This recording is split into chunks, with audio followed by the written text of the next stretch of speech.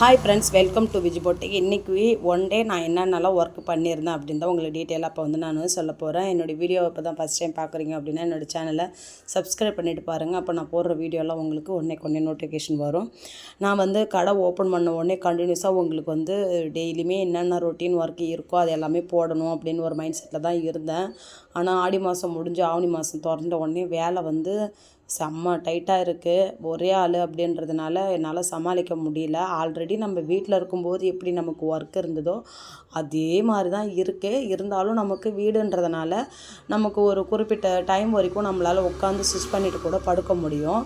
இப்போ நம்ம கடைக்குன்னு ஷிஃப்ட் பண்ணதுனால வீட்லேயுமே ஒரு மிஷின் இல்லையா, அப்போ நம்ம முடிஞ்ச வரைக்கும் கடையிலே நம்ம வந்து எவ்வளோக்கு எவ்வளோ ப்ளவுஸ் வந்து ஸ்டிச் பண்ண முடியுமோ அவ்வளோக்கு அவ்வளோ நம்ம வந்து ஸ்டிச் பண்ணுறதுக்கு நம்ம வந்து ஹார்ட் ஒர்க் பண்ணி தான் ஆகணும். நம்ம அதனாலே வந்து வேலை கொஞ்சம் ஹெவியாக இருக்கிற மாதிரி ஒரு ஃபீல் ஆகுது. வீட்டில் ஒரு மிஷின் வாங்கிட்டோம் அப்படின்னாக்கா இந்த பிரச்சனை வந்து கொஞ்சம் எனக்கு சால்வ் ஆகிடும். அது வரைக்கும் நான் வந்து கொஞ்சம் கஷ்டமாக தான் இருக்குது. இப்போ நான் கடையில் உட்காந்து தான் இப்போ வாய்ஸ் ஓவர் கொடுத்துட்டு இருக்கிறேன்.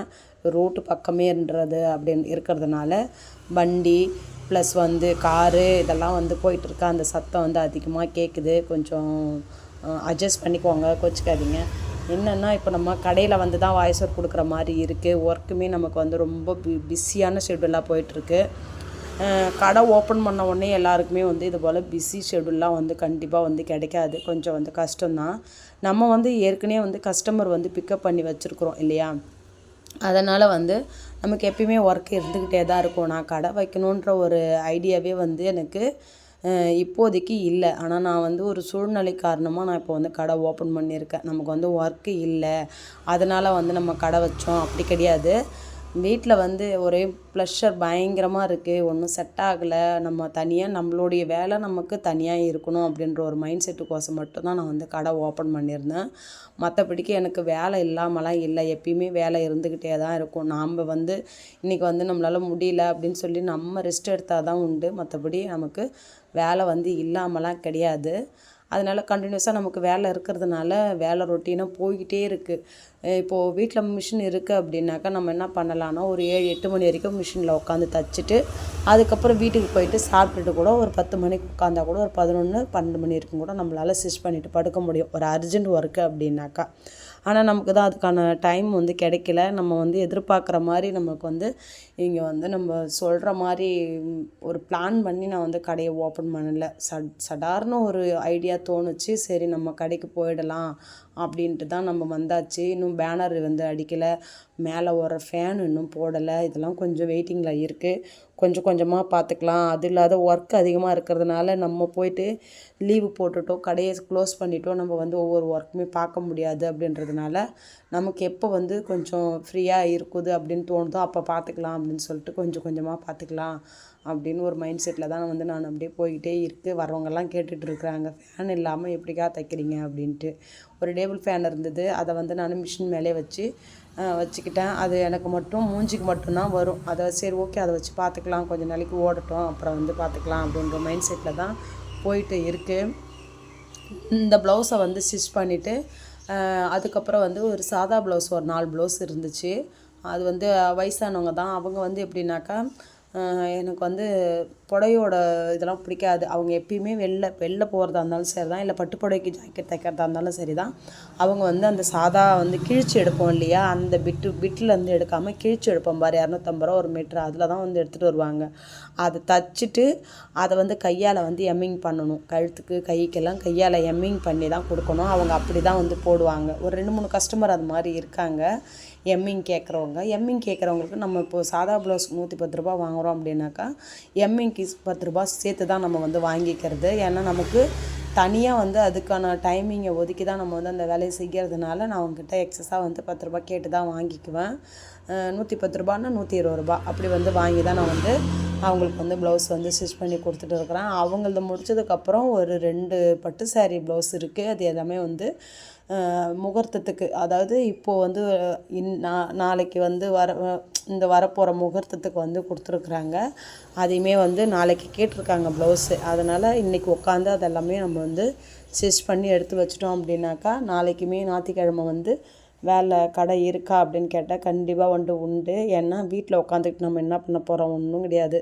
வேஸ்ட்டாக உட்காந்து படுத்து தூங்கிக்கிட்டு அப்படி தான் இருக்க வேண்டியதாக இருக்கும். காலையில் எழுந்திரிச்சோமா வீட்டு வேலையெல்லாம் கொஞ்சம் முடிச்சுட்டு கொஞ்சம் லேட்டாக கூட வந்தால் போதுன்ற மாதிரி ஒரு மைண்ட் செட்டில் இருக்கிறேன். போன வாரம் ஞாயிற்றுக்கிழமையும் நான் வந்து கடை ஓப்பன் பண்ணி தான் இருந்தேன். அதனால் இந்த வாரமும் நம்ம வந்து கடையை ஓப்பன் பண்ணிக்கலாம் அப்படின்ற மாதிரி தான் இருக்கேன். கண்டிப்பாக வந்து ஏன்னா இப்போதைக்கு நமக்கு வர வர அர்ஜென்ட் துணி தான் அதிகமாக வர்றதுனால நம்மக்கிட்ட ஏற்கனவே இருக்கிற துணிங்கள்லாம் இருக்குது பார்த்திங்களா, அதெல்லாம் கொஞ்சம் நமக்கு கொஞ்சம் ஃப்ரீயாக இருக்கிற டைமில் அதை முடிச்சு வைக்கணும் அப்படின்ற மாதிரி ஒரு மைண்ட் செட் இருக்குது. இதுக்கு நடுவில் வந்து ஸ்கூல் யூனிஃபார்ம்லாம் வேறு வந்துட்டு இருக்குது. அதையுமே வந்து தைச்சிட்டு இருக்கிறோம். இப்போ வந்து ஆல்ரெடி ஒருத்தவங்களுக்கு வந்து கலர் வச்ச சட்டை, ஃபினோஃபார்ம் பாவாடை அது வந்து தைக்க கொடுத்துருந்தாங்க. நேற்றுக்கு நைட்டே எல்லாத்தையுமே முடித்து எடுத்து வச்சுட்டேன். இப்போ அவங்க வந்தாங்க அப்படின்னாக்கா கஸ்டமர்கிட்ட வந்து அதை நம்ம டெலிவரி கொடுக்க வேண்டியது தான் வேலை. சட்டைக்கு வந்து ஃபினோஃபார்ம் பாவாடைக்கு வந்து கொக்கி தான், அதை நம்மளே ஸ்டிச் பண்ணிட்டோம். சட்டைக்கு வந்து காலர் வச்ச சட்டைன்றதுனால காஜா மிஷின் அடிக்கிறதுக்கு தம்பிகிட்ட நேற்றுக்கு 8 மணிக்கு கொடுத்து அனுப்பிச்சிருந்தேன். தம்பி போய் அழகாக அடித்து எடுத்துன்னு வந்துட்டார். இப்போ நம்ம அதை வந்து டெலிவரி பண்ணிட்டோம் அப்படின்னாக்கா அதுவுமே முடிஞ்சிடும். நேற்றுக்கு மட்டும் ஒர்க்கு வந்து செம்ம பிஸியான ஷெடியூலு. அதுக்கு நான் என்ன பண்ணியிருந்தேன், அதை வந்து அப்படி இருக்க முடிஞ்சதை வந்து நான் எப்படி வந்து அதை நான் சரி பண்ணி நான் தைச்சேன் அப்படின்னாக்கா, நான் வந்து நேற்று நைட்டு வந்து இங்கேருந்து எல்லாத்தையுமே போகும்போது நாளைக்கு என்னென்ன ப்ளவுஸ்லாம் ஸ்டிச் பண்ணணுமோ அது எல்லாமே வந்து ஒரு கட்டைப்பையில் வந்து கத்திரிக்கோல், சாப்பீஸு, அவங்களுடைய ப்ளவுஸு, அவங்களுடைய அளவு ப்ளவுஸ் எல்லாத்தையுமே எடுத்து ஒரு கட்டைப்பையில் வச்சு எடுத்துக்கிட்டு போயிட்டேன். அது மொத்தம் எத்தனை ப்ளவுஸ்னாக்கா, ஒரு கஸ்டமர்து வந்து 4 ப்ளவுஸு, இன்னொரு கஸ்டமர்து 3 ப்ளவுஸு, இன்னொரு கஸ்டமர்து 3 ப்ளவுஸு. இந்த ப்ளவுஸ் எல்லாமே நம்ம எடுத்துகிட்டு போய் கட் பண்ணி நைட்டில் வச்சிட்டோம் அப்படின்னாக்கா காலையில் நம்ம வந்து மிஷினில் உட்காந்து தைக்கிற மாதிரி தான் இருக்கணும் அப்படின்ற மாதிரி நான் எடுத்துக்கிட்டு போயிட்டேன். ஒரு சிலதுக்கெலாம் லைனிங் இல்லை அப்படின்றதுனால தம்பிக்கிட்ட கொடுத்து லைனிங் வாங்கி வர சொல்லிவிட்டு நைட்டு எல்லாத்தையுமே கட் பண்ணி எடுத்துக்கிட்டேன். எனக்கு தூங்குறதுக்கு ஒரு 12:30 மணி ஆகிடுச்சு. சரி பரவாயில்ல, நம்ம கட் பண்ணி எடுத்துக்கிட்டோம்னாக்கா கொஞ்சம் ஈஸியாக இருக்கும் அப்படின்றதுனால எல்லாத்தையுமே உட்காந்து கட் பண்ணி எடுத்துக்கிட்டேன். கட்டிங் டேபிளுமே இங்கே இருக்குன்றதுனால உட்காந்து தான் கட் பண்ணேன். சரி நமக்குமே வந்து கொஞ்சம் ரிலாக்ஸ் ஆன மாதிரி இருக்கும் அப்படின்றதுனால நம்ம கீழே உட்காந்து எல்லாத்தையுமே கட் பண்ணி எடுத்துக்கிட்டேன். கட் பண்ணி எடுத்து அந்த கட்டைப்பையில் எல்லாத்தையும் எடுத்து வச்சுட்டு காலையில் நான் கிளம்பி வரும்போது அந்த பையை எடுத்துகிட்டு வந்து காலையிலே வந்துட்டேன். அதாவது வெள்ளிக்கிழமை வேலை இருக்குது அப்படின்னாலுமே நம்ம எவ்வளோக்கு எவ்வளோ சீக்கிரமாக எழுந்திரிச்சு நம்ம வேலையை முடிக்க முடியுமோ அவ்வளோக்கு அவ்வளோ வந்து நமக்கு ரொம்ப யூஸ்ஃபுல்லாக இருக்கும் அப்படின்றதுனால நம்ம இப்போ கடையை ஓப்பன் பண்ணதுலேருந்து வீட்டில் வந்து ஆளுக்கு ஒரு வேலை வந்து செய்ய ஆரம்பிச்சிட்டாங்க. அது வந்து எனக்கு ரொம்பவே ஹெல்ப்ஃபுல்லாக இருக்குது. சீக்கிரமாகவே என் வேலையை வந்து முடிக்க முடியுது. வீட்டுக்கார் ஒரு பக்கம் வேலை செய்கிறாரு, பசங்க ஒரு பக்கம் வேலை செய்கிறாங்க.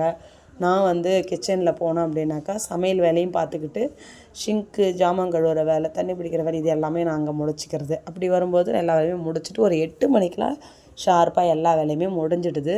அதுக்கப்புறமா நம்ம குளிச்சுட்டு வந்து நம்ம சாப்பிட்டுட்டு வரமோ இல்லை நம்ம ஒரு 11 மணிக்கு மேலே சாப்பிட்டுக்கலாம் அப்படின்னாக்கா 2 இட்லி எடுத்து வச்சுக்கிட்டு வந்துடுறது. இப்படி தான் வந்து ரொட்டீனாக போயிட்டுருக்கு. அதனால் வெள்ளிக்கிழமை அன்னைக்கு காலையிலே 9 மணிக்கெலாம் நான் வந்து கடைக்கு வந்துட்டேன். எப்பயுமே 9:30க்கு வருவேன். அன்னைக்கு மட்டும் 9 மணிக்கு வந்தேன். வந்து எல்லாத்தையுமே வந்து கட் பண்ணி வச்சதுனால நான் மட்டும் உட்காந்து சரன்னு தைச்சி போட்டுட்டா மதியம் 1 மணிக்கு லஞ்சுக்கு போகிறதுக்குள்ளாரே நான் வந்து 4 லைனிங் ப்ளவுஸை ஸ்டிச் பண்ணேன். இன்னொருத்தங்களது வந்து இருக்குது பார்த்திங்களா, அவங்களதில் வந்து 2 ப்ளவுஸ் ஸ்டிச் பண்ணேன். மொத்தம் 6 ப்ளவுஸை வந்து ஸ்டிச் பண்ணிட்டேன். இதுக்கு நடுவில் ஒரு சாதா ப்ளவுஸ் ஒன்று ஸ்டிச் பண்ணியிருந்தேன். இது எல்லாத்தையுமே முடித்து வச்சுட்டு நான் லஞ்சுக்கு போகும்போது மணி 1:45.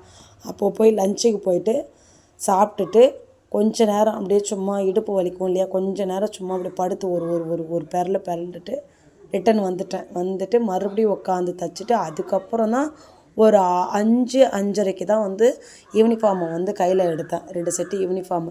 அப்போ தான் வந்து அந்த 2 செட்டு யூனிஃபார்மே தைக்க ஆரம்பித்து அதை முடிச்சுட்டு தான் தம்பிக்கிட்ட பட்டன் கட்டை கொடுத்து அதை வாங்கி வச்சு இன்றைக்கி அதையுமே வந்து டெலிவரி பண்ண போகிறேன். ஏற்கனவே நேற்றுக்கு தைச்சேன் பார்த்திங்களா, அந்த ப்ளவுஸில் வந்து ஒரு கஸ்டமர் வந்து நேற்றுக்கே வாங்கிட்டு போயிட்டாங்க. 3 ப்ளவுஸ் லைனிங் ப்ளவுஸ் வந்து நேற்றுக்கே வந்து வாங்கிட்டு போயிட்டாங்க.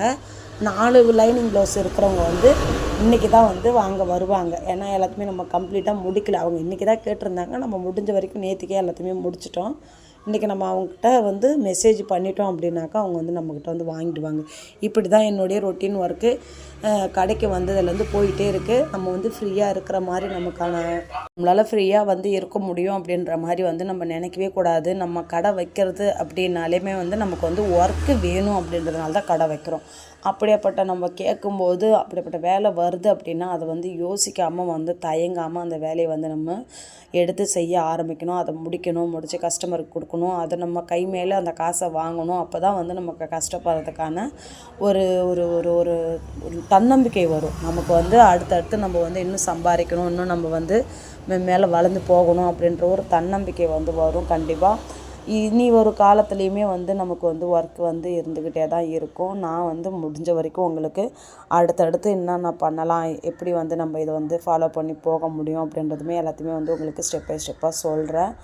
கண்டினியூவாக வந்து உங்களுக்குமே வந்து இதில் நான் சொன்ன விஷயங்கள்லாம் ஒரு சில விஷயம்லாம் உங்களுக்குமே வந்து உபயோகமாக இருக்கும். நம்மளால் வந்து ரொட்டீனாக நம்மளால் கடை வச்சோம் அப்படின்னா எப்படி ஒரே ஆளால் சமாளிக்க முடியும் அப்படின்றது இருக்குது பார்த்திங்களா. நம்மளுடைய ஹார்ட் ஒர்க்கு போட்டால் தான் கண்டிப்பாக வந்து நம்மளால் வந்து சக்ஸஸ்ஃபுல்லாக லைஃப்பில் வந்து முன்னேறி வர முடியும். நம்ம வீட்டில் இருக்கிற நம்மளுடைய சொந்த பந்தங்க இல்லை நம்மளை வந்து கீழே தள்ளி பார்க்கணும் அப்படின்னு நினைக்கிற ஒரு உறவுகள் இருக்கிறாங்க. அப்படி இருக்கிற இடத்துல நம்ம வந்து வாழ்ந்து காட்டணும் அப்படின்னும்போது கண்டிப்பாக வந்து நம்மளுடைய ஹார்ட் ஒர்க் வந்து நம்ம போட்டு தான் ஆகணும். நம்ம அவங்களுக்கு முன்னால் நம்ம வந்து வாழ்ந்து காட்டணும் அப்படின்றத வந்து கண்டிப்பாக வந்து நம்ம இதில் வந்து எடுத்துக்கணும் அப்படின்றது தான் நான் நினச்சிக்கிட்டு ஒவ்வொரு நாளும் வந்து போயிட்டுருக்கு. இந்த வீடியோவில் சொன்னது எல்லாம் உங்களுக்கு பிடிச்சிருக்கு அப்படின்னா சேனலை சப்ஸ்கிரைப் பண்ணிவிட்டு பாருங்கள், வீடியோவை லைக் பண்ணிவிட்டு பாருங்கள். அப்போ தான் நான் போடுற வீடியோலாம் உங்களுக்கு நிறைய பேருக்கு போய் ரீச் ஆகும். ஓகேங்களா. இது வரைக்கும் என்னுடைய வீடியோவை ஸ்கிப் பண்ணாமல் பார்த்த அனைவருக்கும் ரொம்ப ரொம்ப நன்றி.